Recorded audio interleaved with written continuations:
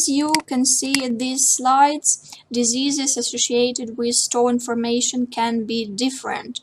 Firstly, it's hyperparathyroidism, and you should know the basics of endocrinology.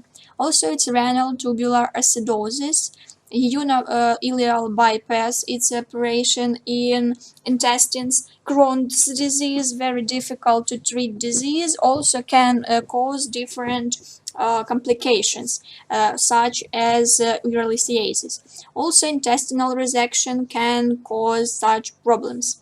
Malabsorptive conditions, sarcoidosis, and hyperthyroidism.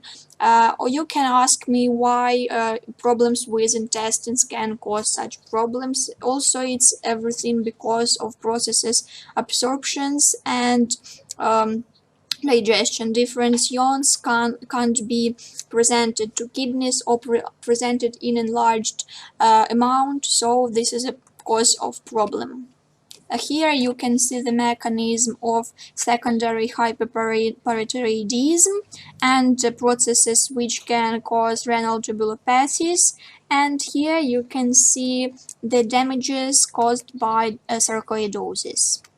And this is a small part of operation bypass. Anatomical abnormalities also can be associated with stone formation. Here you can see different types of abnormalities. You should know agenesis, hyperplasia, dysplasia, supernumerary, and also you should be known about ureterocele or ectopic processes or enlargement of organs such as urethra. It may be tubular ectasia, pelvo-rectal junction obstruction, cystic in calyxes, and different structures of kidney seals. Also, it may be horseshoe kidney. Medication associated with stone formation. You should know that pharmacology is so difficult branch of medicine and should be known well because different drugs can cause not only good effects but side effects and complications too. For example, calcium supplements and vitamin D supplements can cause such problem as urolithiasis according to taking part calcium in processes of appearing stones. Also, acetazolamide and ascorbic acid in megadoses can cause such problem. Sulfonamides, trimethoprim also can cause urolithiasis and indinavir. Here you can see these drugs on the picture.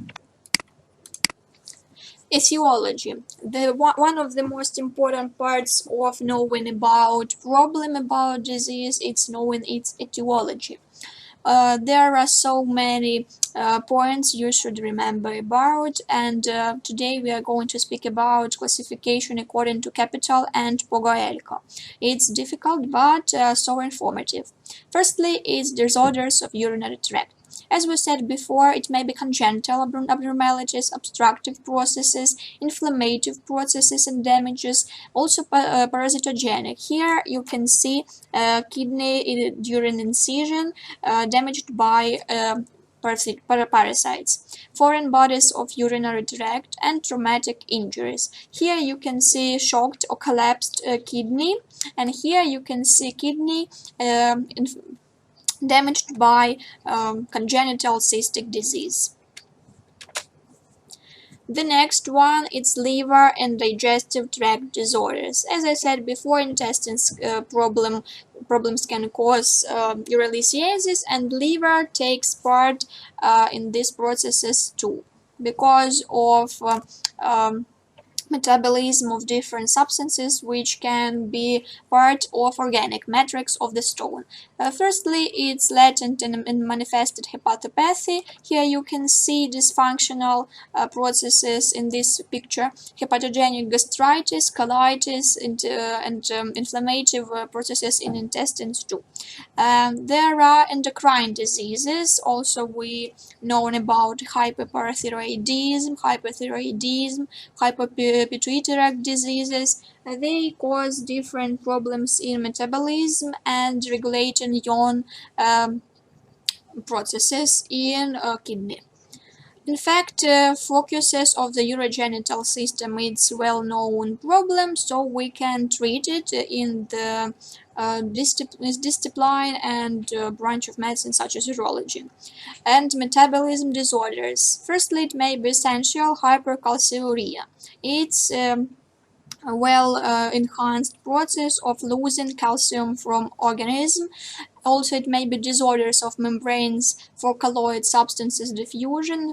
For example, it may be damaging of basal membrane of kidney epithelium, and this damage causes different problems with losing proteins, calcium, and other substances from organism. And it may be renal rickets problems, which are related with concentration of calcium in organism. Here you can see the picture of ulcerative colitis. Colitis is from B section. So it's very important to differentiate different diseases and combine their complications and effects on the organs, to the organs. The next one section is injuries. Those leads to continuous immobilization. If person not moves and not doing some activities, also this organism can't be called healthy. So it may be fractures, osteomyelitis, diseases of the bones and the joints, traumas, chronic diseases of visceral organs. As I said before, it may be liver, intestines, etc. in different organs from not digestive system. Here you can see the patient in laying position. He needs treating, and problems with kidneys are the secondary ones. The next one is climate and geographical causes. Here you can see woman with problems with thyroid gland, and during to less amount of iodides. It may be dry and hot climates with a high vaporization, decreased water supply. Iodine deficiency is one of the most commonly spread. Also, it may be disorders of nutrition and vitamins balance. Here you can see problems with humans' eyes. It may be retinol and ascorbinic acid deficiency in food, damages of their metabolism in organism, excessive amount of their ergocalciferol in organism, or vitamin D. So you should remember about different branches and combine your knowledge from them in one differentiative process to control your skills and to treat patient well.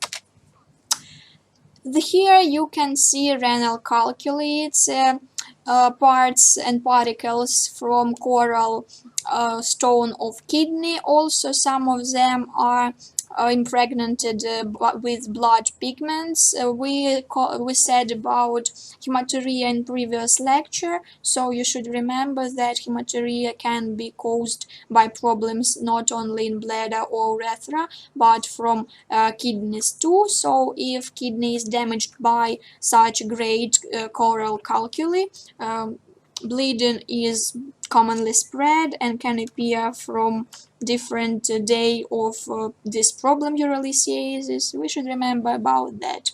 And treating is operative, maybe laparoscopic or endoscopic. Here you can see the conclusion of operation and dropping these calculi to the little particles.